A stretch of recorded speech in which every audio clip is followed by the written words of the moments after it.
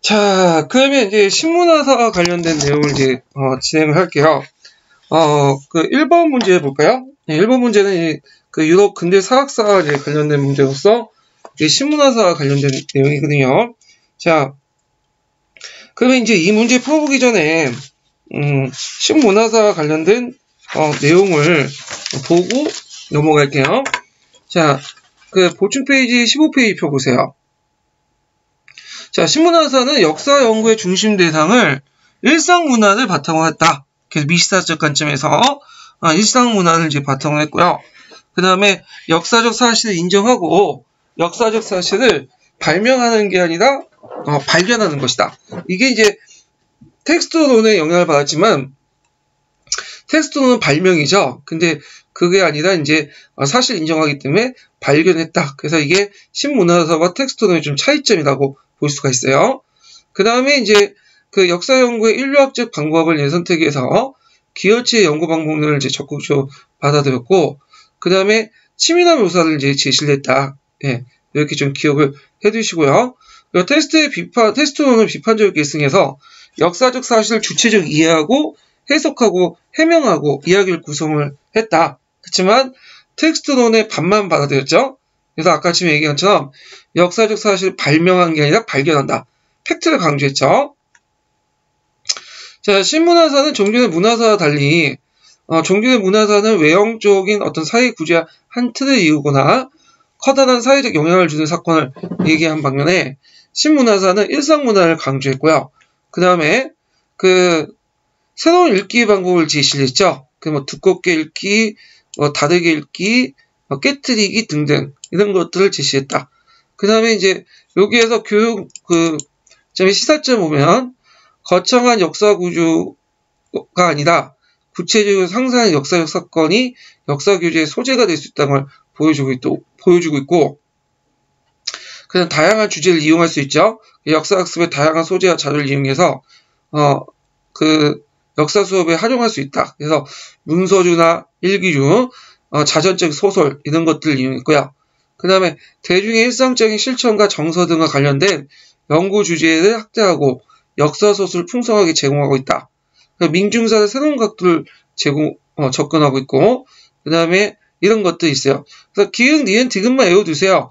니은하고 미은은 입론책이나 뭐 구상책이 있는 내용이니까 굳이 외울 필요는 없을 것 같아요. 자, 그 다음에 이제 문제점 이렇게 좀 보면 그 역사의 객관성을 부인하고 역사사고 재고 가능성이 있고 집단 행동의 문화적 형성 1년만 파악하고 있다. 그래서 사회적 통합만 강조하고 갈등을 규명하지 못하고 있고요. 그 다음에 국지적 형상에 관심이 있어서 사회 전체의 의미의 메커니즘을 파악하지 못하고 있고, 그다음 문화 형상 속의 역사를 규명하지만 역사 속에서 문화의 변화를 주목하지 못한다. 등등. 이것도 문제점 또한 좀 외워두시는 게 좋을 것 같아요. 이거는요. 그래서 신문화사 부분은 시험 문제에 지금 안 나온 지 한참 됐어요. 10몇 년 됐고, 그리고 전공보다는 공사에 주로 나왔거든요. 나올 가능성은 없지만 한번 일단 문제를 내봤어요. 자, 그러면 1번 문제 보자. 거기 이제 그 책의 제목 중에 치즈와 구더기 관련된 내용은 그 신문화사와 관련된 내용이에요. 그래서 그 신문화사와 관련된 내용 기획가 신문화사를 반영한 역사책이다. 자, 신문화사는 텍스트론을 수용하지만 또 텍스트와 다른 점이 있죠. 그리고 치밀한 묘사를 사용해왔고요. 그리고 이제 있는데, 그러면 문제 풀어보면 치밀한 묘사의 의미가 뭐냐? 자, 객관적 현실을 기술하는 게 아니라 문화 형상을 하나의 텍스트로 접근하여 문화 안에 상징적으로 구현되고 있는 두꺼운 의미, 다양한 의미를 기술하는 것이다. 그렇지만 이제 텍스트론을 받아들였지만 또 다른 점도 있어요. 자, 그건 뭐냐? 치밀한 묘사. 그러니까 이때 치밀한 묘사는 이제 신문화사를 이제 얘기하는 거예요. 자, 신문화사는 역사적 사실 자체를 존재하는 것을 부정하지 않아요.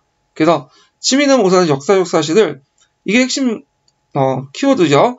발명하는 게 아니라 발견하는 것이다. 발명은 텍스트론인데 발견은 뭐죠? 예, 그 치밀한 묘사, 신문화사와 관련된 내용이에요.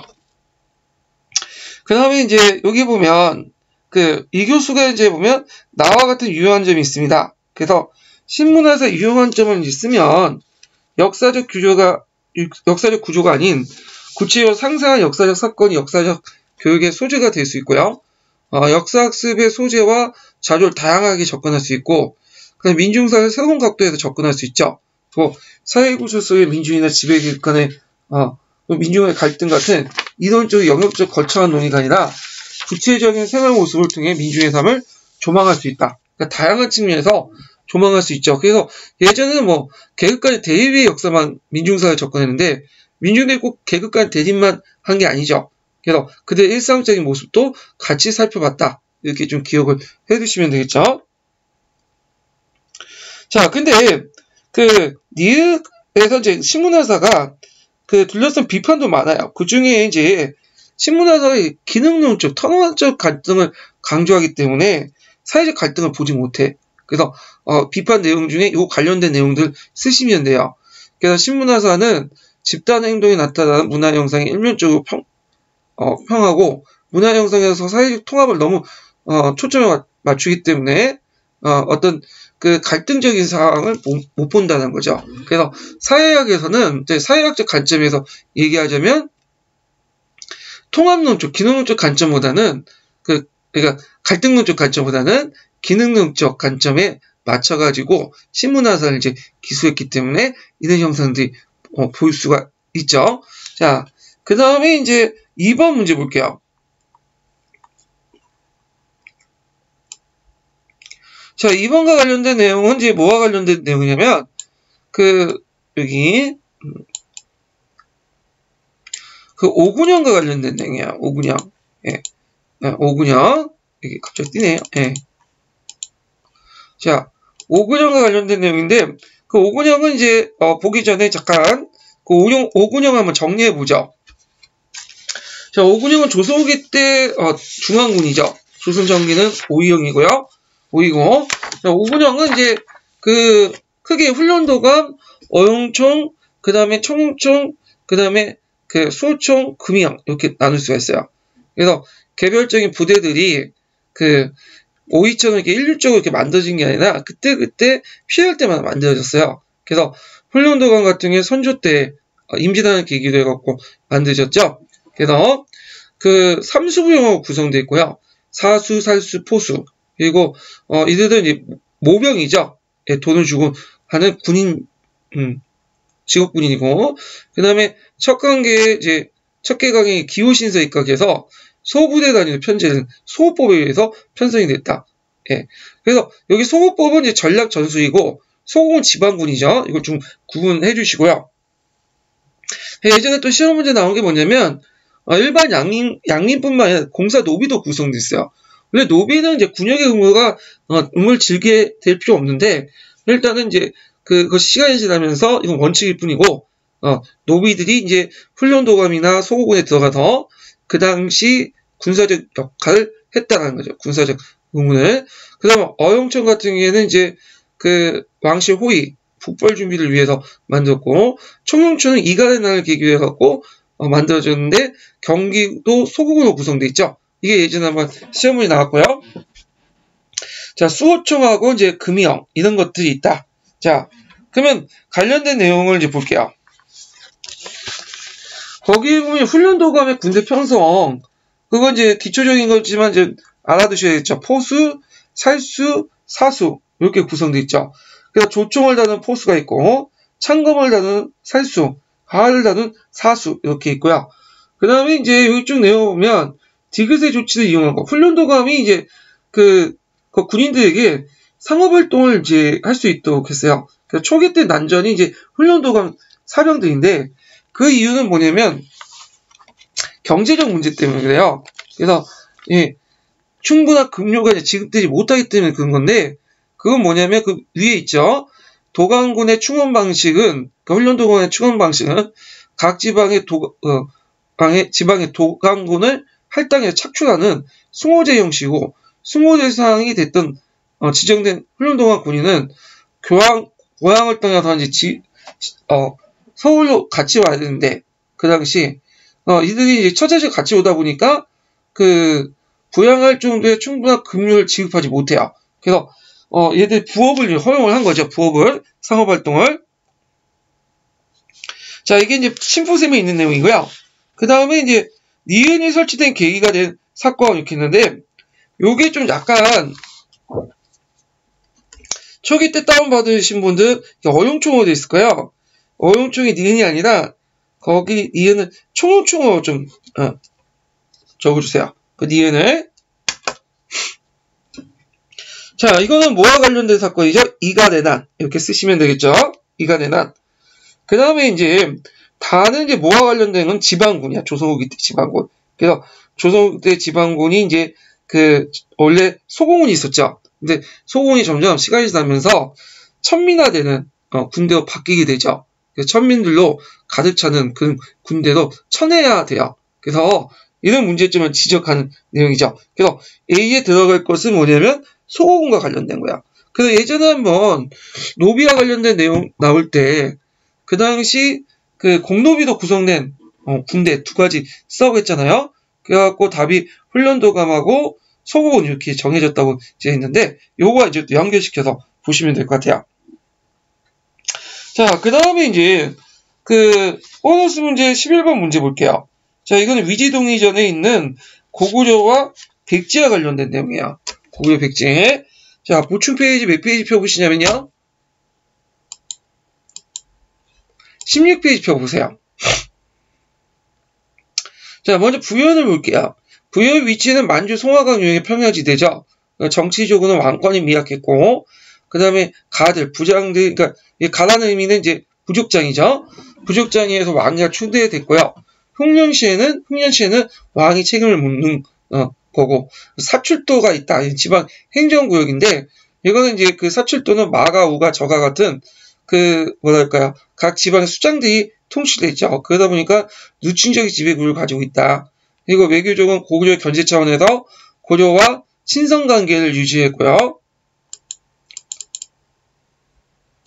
자, 사회문화적으로는 순장, 왜냐면 후장은 죽은 사람들을 이제 죽을 때, 무장은 여러 가지 이제, 그러니까 죽은 사람이 죽을 때, 그 당시 장례 용품으로서 그 당시 사람들이, 죽은 사람이 썼던 물건들을 놔두는, 같이 묶는 풍습들이 있거든요. 부장품으로서. 후장이고요. 우제전법이 있었고, 형사치수제는 이제 고구려 부여가 같이 있었죠. 그 다음 법률 1책 12법, 이런 것도 있었다. 제천행선 연고가 있고요.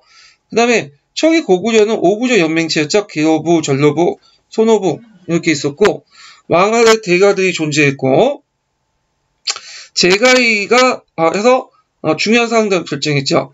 그 다음에 경제적으로 산악지대이기 때문에 토지가 천박하고 약탈 경제에 의존을 했고 그 대표적인 게 부경이라는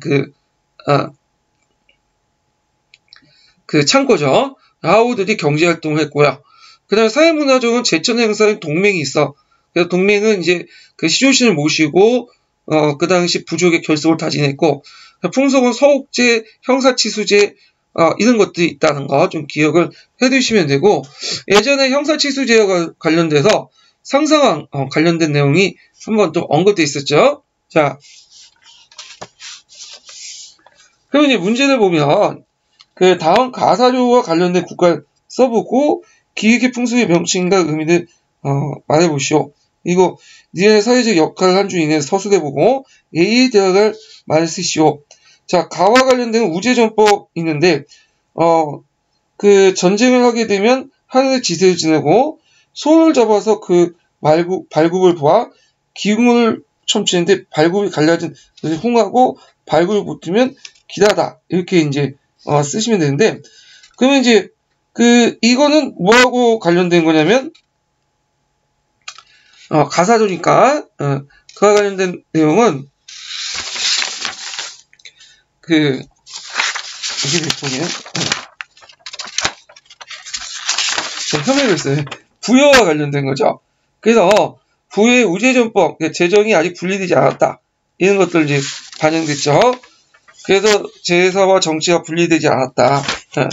그리고 그 다음에 이제 나라와 관련된 기획의 풍습 명칭 이제 우제전법 쓰시면 되고 니은의 사회적 어떤 역할 한 주 이내로 서술해보고 A에 들어갈 말을 쓰시오. 자, 동맹은 뭐와 관련된 거냐면 그 당시 이제 유아 부인하고 고주몽을 이제 제사를 지낸 거죠. 조상신들을. 그래서 이걸 통해서 부사원 간의 어떤 갈등을 해결하고 유대 관계를 다지면서 통합을 강조했다. 이건 뭐 고구려 동맹뿐만 아니라 다른 나라도 마찬가지예요. 예. 그 다음에 여기 신부 뒤쪽에 있는 벌채를 지는데 이걸 서옥이라고 했죠. 서옥은 그 사이 서자예요. 그래서 사이의 집이란 뜻이에요. 사이의 집. 그래가지고 일종의 난기 여가원의 어떤 그 일종이에요. 예, 데리스의 이제 일종이죠. 그래서 그 관련된 내용들 파악을 해두시면 될 것 같아요. 참고로 여기에서는 이제 그 우제전법은 이제 부여와 관련된 내용은 이제 됐는데 고구려도 우제전법이 있어요. 예, 그래갖고 이런 내용들이 있는데 뭐 그걸 좀 파악을 해두시고 잠깐만요.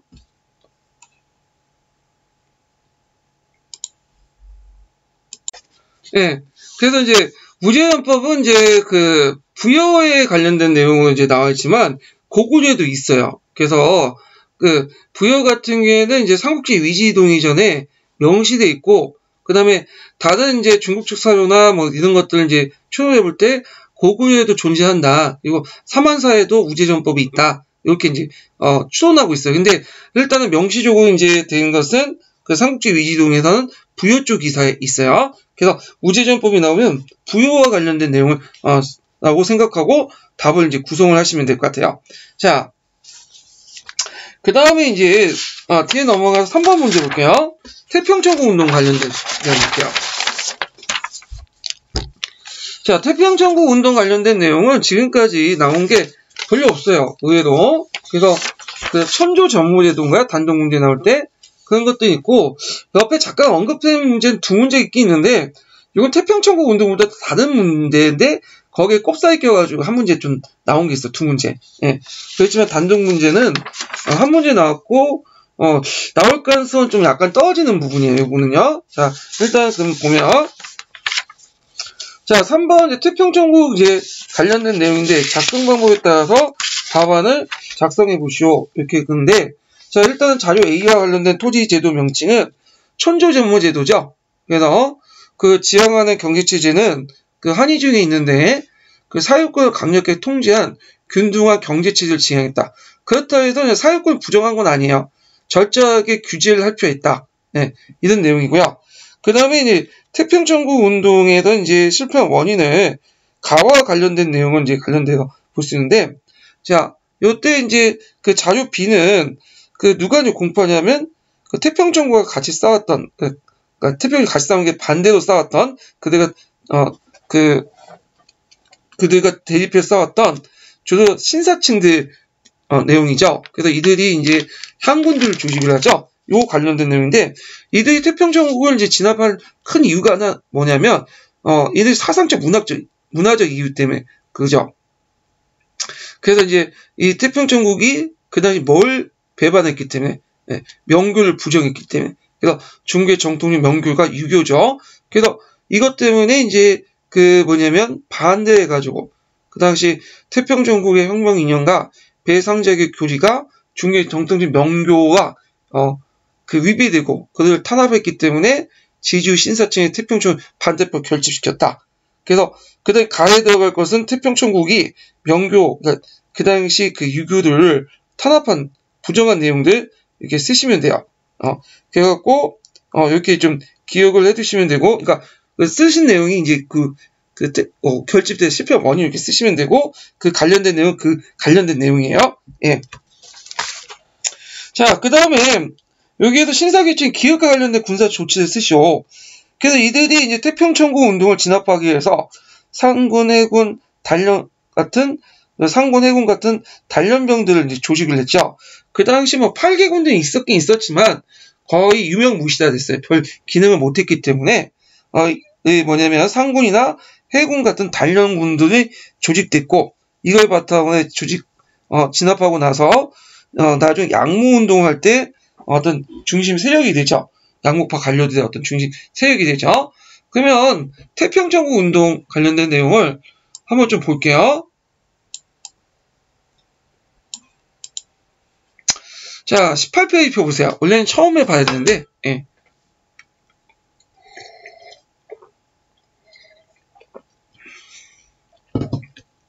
자, 태평천국의 원인을 보면 농민생활 피폐, 그다음 아편전쟁 패배, 그다음 안경제약 이후에 무역의 중심지가 상하이에서 이동하면서 실업자가 증가됐죠. 그래서 특히 운송 노동자들이 증가됐고 무력 집단으로서 이제 강동 강서 지역에 해당 세력 같은 독자인 무당 세력 집단이 있었죠. 그 다음에 해산된 병사들이 항청사에 방치되어 있었다는 거. 그래서 이제 정치사회적으로 보면 이제 간서 간동 지역에 이제 그 당시 객가 본지인과 대립. 객가인들은 이제 주변으로 도통을 다른 이주민들이죠. 이들이 이제 본지인과 싸움이 일어나고, 그 다음에 청조내에 자체적으로 수습할 역량이 없었다는 거. 그래서 이제 강서성을 중심으로 해서 태평천국 운동이 일어났고요. 대표적인 이때 주도했던 사람이 홍수전, 홍옥산, 양수천, 소조기 이런 사람들이고, 이들의 사상이 유교의 대동사상, 기독교 평등사상, 그 다음에 토속적인 일신교 사상을 이제 다 짬뽕해갖고 대상제교 교리를 만들었어요. 그래서 겉으로는 이제 기독교 내용은 있지만 실제로는 이단적인 내용이 되게 많아요. 그러니까 기독교 입장을 볼 때 구원은 멸망한 만주족을 멸망시키고 한족을 흥하게 한다. 그래서 천모제도 제도를 실시했죠. 그래서 그 내용도 좀 기억을 해두시면 되고, 그 다음에 이제 그 밑에 천무제도 내용이 토지제도뿐만 아니라 행정제도가 연결되어 있거든요. 한강 관련된 내용들 보시면 되고, 그다음 개혁 내용 보면 악습을 폐지하고요, 남녀평등, 토지군분, 병발금지, 장발을 냈어. 그래서 멸망흥한 해가지고 만주족 타도하다고 외친 애들은 다 공통적으로 변발이 아니라 장발이에요. 그 다음에 조세를 경감하고, 그 다음에 새로운 달력을 만들고, 구호문체를 제창하고, 유교 배청 및 공자법 파괴를 했다. 이것 때문에 이제 그 항신증의 반발을 불러일으켰죠. 그 다음에 자정신편이다 해갖고, 그 홍수전에 친척 중에 홍인간이라는 사람이 있어요. 그래서 홍인간이 그 자정신편이라는 책을 만들었거든요. 그래서 이게 좀 한의 중에 있으니까 한번 보고 넘어가시고요. 자, 실패 요인을 보면 네 분이 나왔죠. 청경참변이라는. 그 다음에 그 구세력의 재편성과 반격, 항용 같은 것들, 중국발 상군이나 이용장의 해군, 자동장의 초군, 그 다음에 외세의 지원, 상승국 같은 외국인으로 구성된 그 용병도 있었죠. 용병 부대. 그래서 영향을 보면 운동 진압 과정의 생사층은 간직과 군비 징수권을 부여받아 진압에 큰 공을 냈고요. 그래서 나중에 양모운동의 추진 세력들로 등장하게 되죠. 그 다음에 운동 진압 과정에서 이용장 해군 등 총독과 순무의 병권이 증가돼서 군부의 기운이 형성됐고, 민중혁명의 선구자가 됐고, 그 다음에 서구의 기독교 사상을 바탕으로 했다. 자, 그래서 이렇게 한번 정리해봤고, 그 다음에 이제 4번 문제 볼게요. 자, 4번에 뭐와 관련된 내용이냐면, 중세 길드하고요, 그 다음에 중세 후기 때 이제 도시 반란들이 일어났죠? 요와 관련된 내용이에요.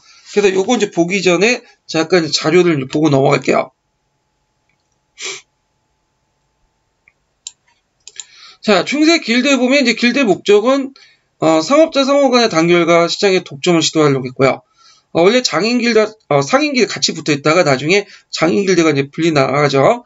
자, 상인길드에 보면 상인 간의 어떤 공동이익과 안전, 도모를 추구했고, 그 다음에 이제 후기 때 들어가면 조하원 사이에 어떤 경쟁을 배제하고요, 이윤 획득, 기회 균등을 보장을 하겠다. 그리고 나중에 들어간 대상인들이 길드 운영과 도시 행정을 장악해. 그래서 이제 도시귀족이라고 해서 성장을 했고, 나중에 중세후기 때 들어가면 이제 계층의 갈등 등 여러 가지 이제 문제점이 발생을 해서 도시 반란 같은 것도 많이 일어나죠. 자, 장인길드 같은 경우에는 원래는 상인길드에 있다가 분리돼 나갔고요. 그 다음에 직종분류 구성이 됐고, 장인, 직인, 도제 같은 신분적 계층이 형성됐다. 그리고 동일업종에 대한 독점권 소유, 생산, 판매 등을 통제했는데 이걸 주포트 가능제라고 해요. 예, 그리고 원료, 기술, 품질, 생산량, 그다음 노동시간, 가격, 임금 통제를 했다. 길드의 성격은 초기 때는 산업 발전에 기여했으나 경제 규모가 성장하고 시의 경과였다가 그 경제의 자유로운 발전을 저해했다는 거. 이건 이제 아까 얘기한 좀 도시에 나중에 말기 때 큰 변화가 일어나죠. 인구가 감소했죠. 흑사폰 때문에요. 그 경제 위기가 이제 초래되고 그 도시민의 어떤 계층 분화가 일어나요. 그래서 이제 상층 부르주아 세력들이 이제 독점을 하죠. 그래서 도시 귀족이 되니까 이거에 대해서 이제 밑에 있었던 직인 계층들이 들고 일어나서 반란을 일으키죠. 그래갖고 이제 쭉 보면 그 도시의 반란들이 쭉 나오죠. 그래서 거기 보시면 이제 프랑스, 이탈리아 이런 데에서 이제 일어나는데 대표적인 반란이 이제 그 필렌체에 일어난 치오피 반란이에요. 예. 그때 이제 소공업 직공들이 이제 그 여러 가지 도시 행정에 참여를 요구하고 했지만 이제 남들 열심히 성공했어. 그래갖고 그걸 이제 어느 정도 받아냈지만 그것들 중상층의 어떤 불안감을 조성을 했죠. 그래갖고 이제 나중에 메디치인가가 권력을 장악하는 그런 이제 배경이 돼요. 자, 독일에서는 수공업자들이 이제 도시행정 참여 요구를 해서 나름대로 관철시켰고요. 예, 등등. 그래서 이제 있고 도시민의 반란의 성격 보면 중세적 도시경제가 발전해서 상공을 통제하고 더욱 발전시키기 위해 협소하고 부적당하는 거. 그래서 중세적 도시경제가 발전 상공을 통제하고 발전시키기는 통제하고 발전시키는 협소하고 부적당하다는 것을 보여주고 있고, 그 다음에 이제 특권적인 폐쇄적인 중세도시의 길드 생태체제에서 벗어나서 자본주의 어떤 세계경제 추진을 예고했고요. 그 다음 왕권 중심으로 형성되어 있는 새로운 집권적 통일국가 등장을 요구하게 됐다. 자, 그러면 4번 문제 볼게요. 자, 그러면 여기에서 이제 자료 A는 길드의 이제 장인 길드의 쭈푸트 강제 관련된 내용인데, 그 내용을 이제 보면 니은에서 규제가 기획과 디귿을 지칭하는 용어가 뭐냐. 예. 그래서 여기 기획과 디귿을 지칭하는 용어는 뭐냐면 쭈푸트 강제야. 여기 기획과 디귿 용어 써야 되겠네요. 예.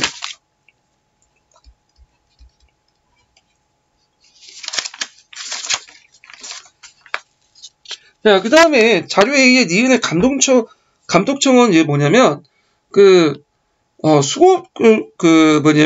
길드 의미한 건데, 여기서, 문맥상. 그래서, 나중에 수공업 길드 안에서도, 후기 때도 여러 가지 문제가 일어나요. 일단, 길드 조직 내 장인적인 폐쇄적 특권으로 변해서 장인직이, 일반 직인들이 장인이 될 수 없어. 그래서, 오늘날 말하는 금수저는 금수저가 되고, 은수저는 은수가 되는 거야. 그래서 장인 집안 아니면 아무리 자기가 능력이 뛰어나도 더 이상 올라가지 못해. 장인이 되지 못해요. 예. 그렇기 때문에 이제 이들이 이제 어디로 빠져나가냐면 농촌으로 빠져나가요. 예. 그래서 오히려 농촌을 중심해서 농촌 선대제가 이제 발전되죠. 예. 이거는 이제 뒤에 이제 좀 이따 지리산의 발견 이후부터 이제 등장하게 되고요. 자. 자료 B가 일어난 배경을 디귿과 연계시켜서 서술해 보시오. 자, 이제, 자료 B는 이제, 뭐와 관련된 거냐? 도시반란 사료죠. 그래서, 도시반란이 일어난 것을 디귿과 연결시켜서 보면, 그 당시에는 이제 도시행정을 부연 상인들이 이제 독점을 해. 이들이 도시 귀족들이었는데, 자, 이들의 반발에서 일어난 거야. 그래서, 소수의 상층 부르주아가, 도시 귀족화되어 시행정권, 첨사의 시행정권을 다 배타적으로 독점했기 때문에 이렇게 이제 쓰시면 되고, 자, 1378년 이탈리아에 일어난 자료 B와 유사한 사건, 도시반란과 비슷한 이탈리아 도시반란은 어딜까요? 예, 그거는 치오피의 반란 이렇게 쓰시면 되죠. 물론 이탈리아에서 도시반란이 많이 일어났긴 했는데 여기 제가 이제 그 시비거리 없애기 위해서 1378년 명문화 시켰어요. 그래서 1378년이 치오피 반란이 있어요. 예, 요거 이렇게 이제 보시면 돼요. 자, 5번 보죠. 5번. 자, 5번을 보면 뭐와 관련된 내용이냐면 아주 이렇게 되게 많죠. 예.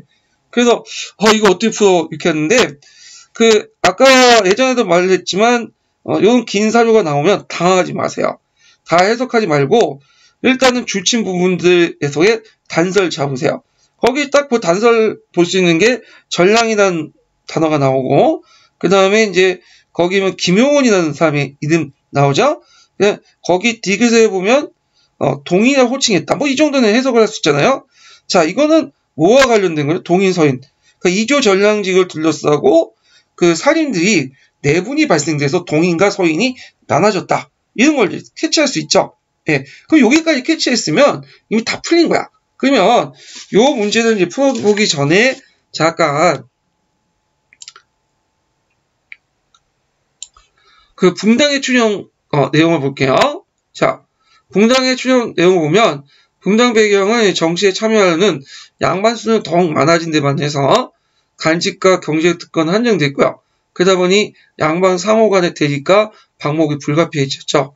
그리고 인연과 학파의 차이, 척신세력과 상대당에 대한 강호파의 차이, 이렇게 하고 결국 붕당이 발생을 해갖고 이조 전량직을 둘러싸고 동인, 서인 이렇게 나눠지게 되죠. 그래서 동인들은 김용원을 중심한 신진사립이고, 그리고 이들은 훈적적 정치의 요소를 철저히 배격하자 이렇게 이제 했던 거고, 이양파들이 많고, 서인들은 심의경을 중시한 기성사님들이고요. 그 다음에 외척을 적극적으로 포용하자 이렇게 주장하는 세력들이죠. 예.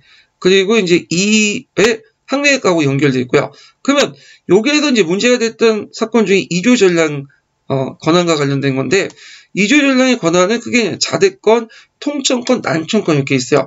그 중에 자대권하고 통천권이 되게 중요하죠.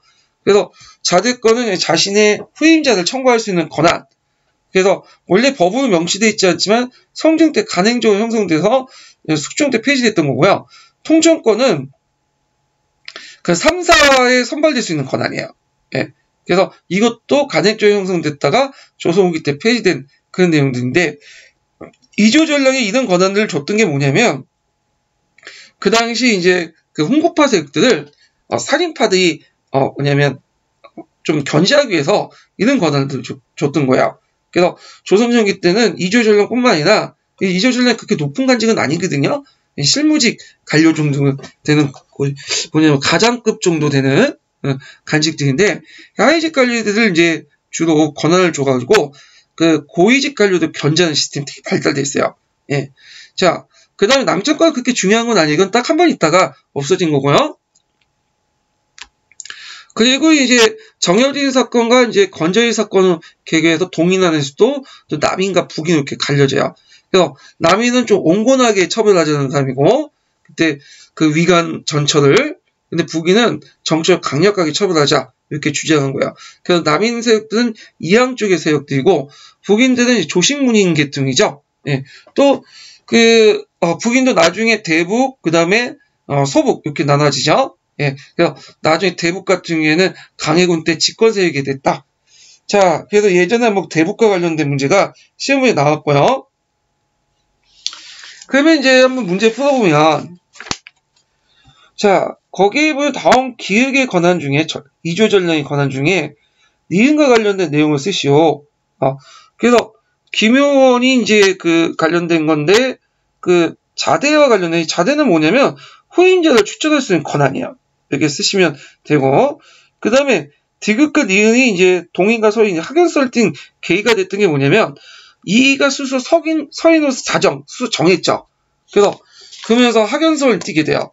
그래서 예전엔 이인은 중립적인 자세를 취했다가 이때 이제 본격적으로 이제 서인 쪽에 들면서 이제 서인이 이이학파, 그 다음에 이제 반대쪽 동인은 이양 조식학파, 이렇게 나눠지게 돼요.